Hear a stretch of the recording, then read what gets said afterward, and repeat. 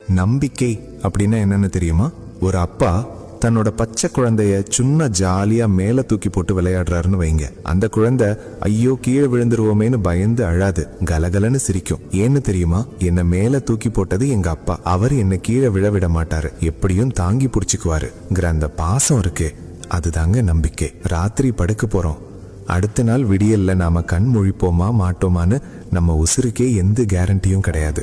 ஆனாலும் காலையில 6 மணிக்கு எந்திரிக்கணும்னு கரெக்டா அலாரம் வச்சுட்டு தூங்குறோம் பாத்தீங்களா, அந்த மனசுக்கு பேரு தான் நம்பிக்கை.